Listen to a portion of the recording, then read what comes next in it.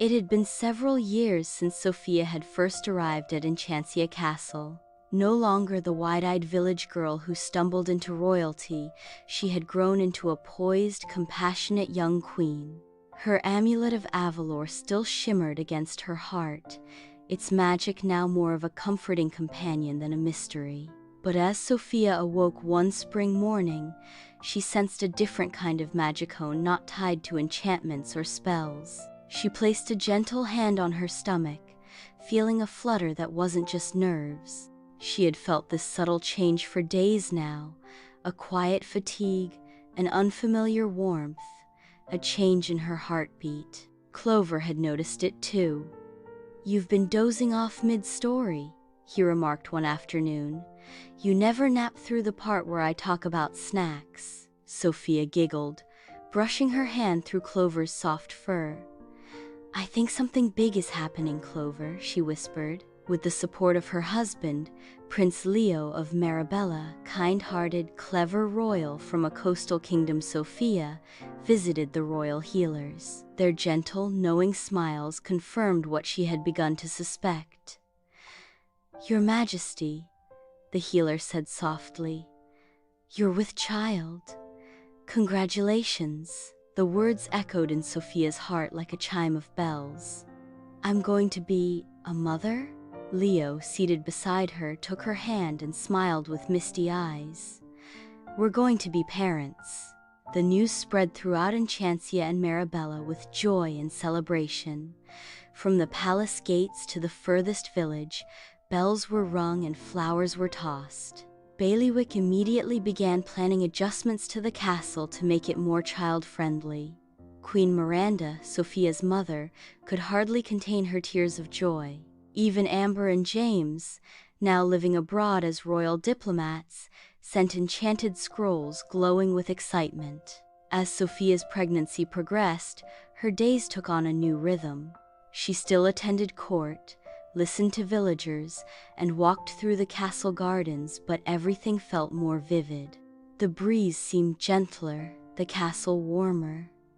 The life within her gave her a new way to understand the magic she had carried for so long. But like every journey, this one had its challenges too. Some days she felt tired, her back aching from long meetings. Other days her emotions swirled like spring winds. Cedric, surprisingly, was one of her most steadfast supporters. "I may not be an expert in parenting," he said awkwardly, "but if you need someone to enchant a crib or scare away nightmares, I'm available." "Thank you, Cedric," Sofia smiled. "That means a lot."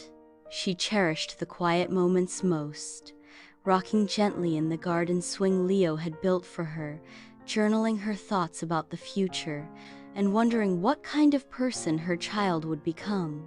Would they love the sea, like Leo? Or animals, like her? Would they be brave and kind?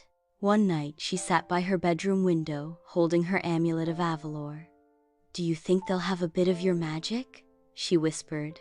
The gem pulsed gently in response. As the seasons changed, so did Sofia.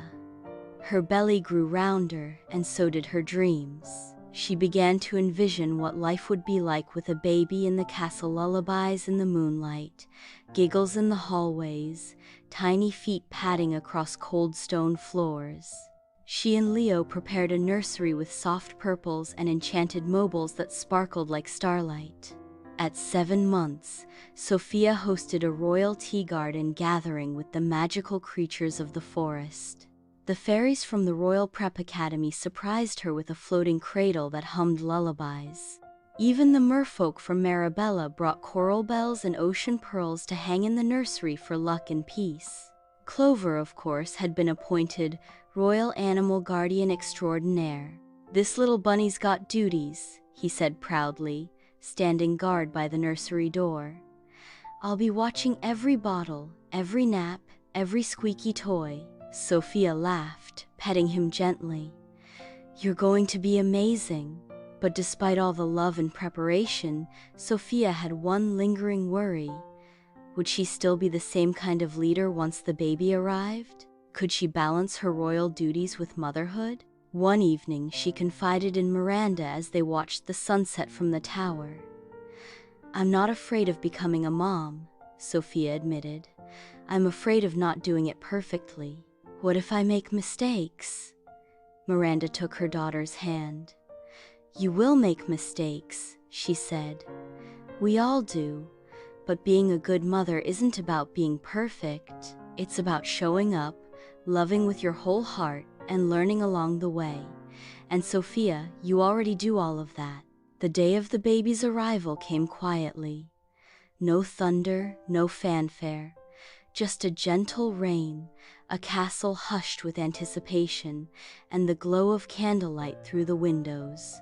Leo stayed by her side the entire time, holding her hand through the waves of labor.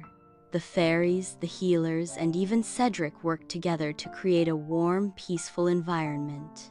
When the baby finally arrived, a girl, with tiny curls and a cry that echoed pure life, Sofia wept with joy. They named her Elara.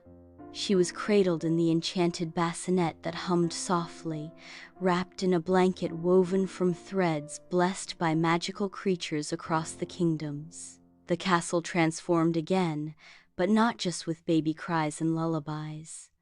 There was a deeper magic at work now, a gentler, wiser kind.